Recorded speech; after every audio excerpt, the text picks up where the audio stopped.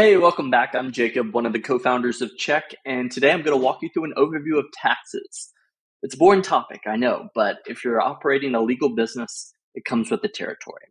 Thankfully, you don't have to think about it too hard. We made this super easy to collect and keep track of taxes in Check.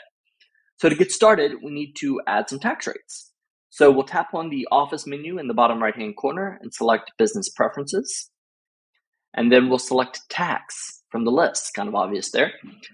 We'll go ahead and add our tax rate by tapping the button at the bottom of the screen and then giving our tax rate a name and a percentage. Now, where I live, the state sales tax is 4.23%. All right, we got that one added. I'm also going to add the county tax rate, which is 1.38%. And finally, the city tax rate, which is 3.25%. A lot of tax rates here, but we got to get them added. And I just found these on Google. So now we've got a rate for each. And if we wanted to simplify it, we could probably create a blended rate called sales tax of 8.86%. But I like to keep my records as clean as possible, and I would recommend that you do the same. So I'm going to go ahead and keep these as 3 separate rates. Now, taxes are important. We don't want to misrepresent the taxes that we've collected, which means the tax rates can't be deleted. We can only archive them. That way we always know that the rates have been used correctly and we know exactly how much we've collected from them.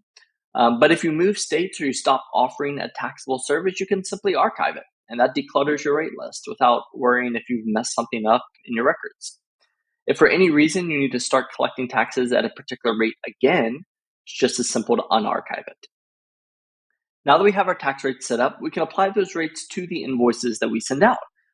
So to make things easier, we're going to go back out to our business preferences and we're going to tap into invoice settings. Now, this time we're going to scroll down to the bottom where we can see our default tax rates. And the beauty of default tax rates is that we won't have to manually apply these rates to every single invoice that we add ourselves. They'll just be added automatically and we can simply update them if we need to. So we went ahead and set all 3 rates by default. And now when we go back out to our main menu and we tap that blue plus button, and then we select job, and we begin setting this job up for Jim Halpert, you'll notice the tax rates are there. And we'll go ahead and finish wrapping up this job and get it added to our schedule real quick. Give it a price. We'll just make it a one-off job instead of recurring. All right, and now that this job is on our schedule, if we tap in, we can see our rates right here. If we want to cut a particular rate, we can tap the X next to it to remove it. Or if we don't want to collect taxes at all on a particular job, it's as easy as toggling that off, so you always have control.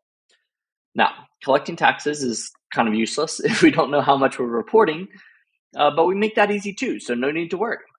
When you're ready to report your collected taxes, just go back into our business preferences, and we'll tap reports up toward the top there, and then we'll select tax report from the list.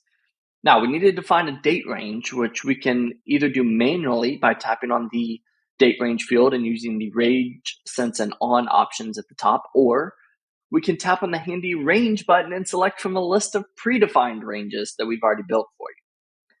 Since we just set up taxes, I don't have anything to report, but if I did, I'd probably want to be seeing my taxes from last year. So we'll select that.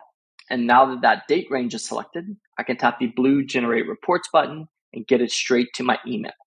It only takes a few seconds to get that generated and over to you. And then you could also swipe over and see past reports that you've generated, so you don't have to keep generating these things over and over again. That's been an overview of taxes. I hope it's been helpful for you, and we'll see you in the next one.